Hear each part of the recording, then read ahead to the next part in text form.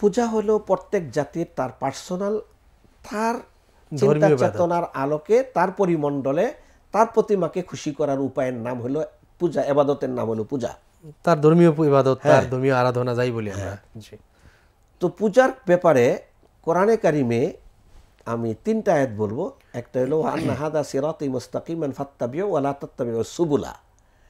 এইখানে আল্লামা কুরতুবী 153 নম্বর আয়াত সূরা আল আনআম, তিনি বলেছেন সুবুল হলো ইহুদি, খ্রিস্টান, অগ্নিপূজক, মুশরিক, তাদের যে পথ এটাকে বলা হয় সুবুল।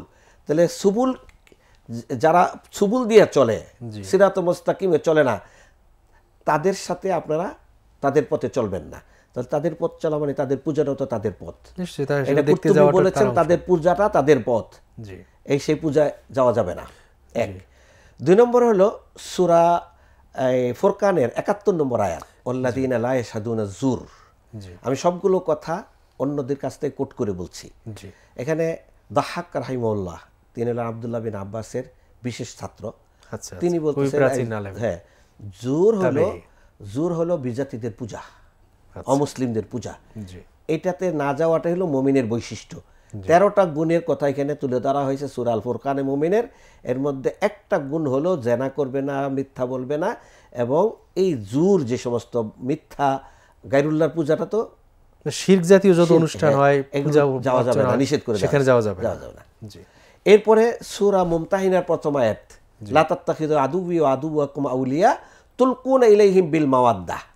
এখানে শুধু পূজাতে যাওয়া নয়, তাদের পূজাকে শুভেচ্ছা জানানো সেটাও নিষেধ করে দেওয়া হয়েছে আয়াতে। আচ্ছা, তুলকুনা ইলাইহিম বিল মাওয়াদ্দাহ ওয়াকাদ কাফারু, তারা আল্লাহর সাথে মানে না, তোমরা তাদেরকে শুভেচ্ছা বিনিময় করে ভালোবাসা দেখাচ্ছ। আচ্ছা, হ্যাঁ, এটা স্পষ্ট নিষেধ। এরপরে আবু দাউদের হাদিস 4071 নম্বর হাদিস, সেখানে মান তাশাব্বাহা বিকওমিন ফাহুয়া মিনহুম, যারা অন্য জাতির সাদৃশ্য হলো অবলম্বন করলো সে তাদেরই সদস্য হয়ে গেল। তাহলে কঠিন কথা এখানে। এরপরে খালিফুল ইয়াহুদ ওয়ান নাসারা, আল্লাহ রাসূল বলছেন তারা যা করে তাদের বিপরীতটা করো। তারা পূজা করে, তোমরা পূজা করবা না। তারা পূজা অংশগ্রহণ করে, আমরা পূজা অংশগ্রহণ করব না। এরপরে তাকিয়ে দেখেন ওমর রাদিয়াল্লাহু তাআলা আনহু বলতেছেন, না, সাহাবায়ে কেরামদের ইজমা আছে যে মদিনায় অসংখ্য পৌত্তলিক ছিল, অসংখ্য ইহুদি ছিল, খ্রিস্টান ছিল, তাদের কোনো পর্বণে, পূজায়, উৎসবে সাহাবাদের কেউ কোনোদিন অংশগ্রহণ করেন নাই। তাহলে এটা সাহাবাদের ইজমা। আল্লামা ইবনে তাইমিয়া রাহিমাহুল্লাহ তাআলা তিনিও বলেছেন ইকতিদাউ সিরাতাল মুস্তাকিমে, যে তাদের পূজায় অংশগ্রহণ করা এবং তাদের শুভেচ্ছা বিনিময় করা এটা জায়েজ নেই।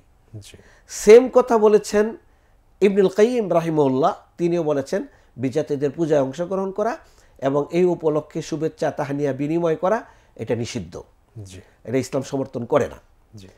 এরপরে তাকে দেখেন ওমর রাদিয়াল্লাহু তাআলা আনহু বলতেছেন যে তোমরা ইহুদিদের বা খ্রিস্টানদের, বিজাতিদের আদা উল্লাহ বলা হয়েছে অন্যরা, মানে যারা অমুসলিমদের ঈদে তোমরা অংশগ্রহণ করবা না।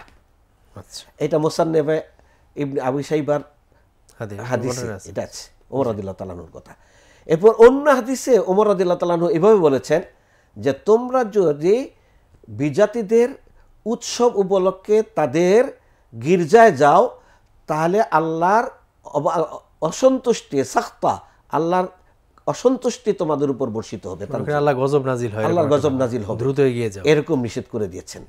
তাহলে এতগুলো রেফারেন্সের পরে আমরা পূজা দেখতে যাওয়া বলেন, শুভেচ্ছা বলেন, এবং হ্যাঁ উৎসব, ধর্ম যার যার উৎসব সবার এই জাতীয় কথা বলেন, তাদের নিমন্ত্রণ এই পূজা উপলক্ষে গ্রহণ করা বলেন, তাদেরকে আর্থিকভাবে সাহায্য করা বলেন, হ্যাঁ তাদেরকে, এগুলো কোনো অবস্থাতে ইসলাম এগুলোর সমর্থন করে না। এটা ইসলামের দৃষ্টিকোণ থেকে দলিলের ভিত্তিতে সুস্পষ্ট প্রমাণিত।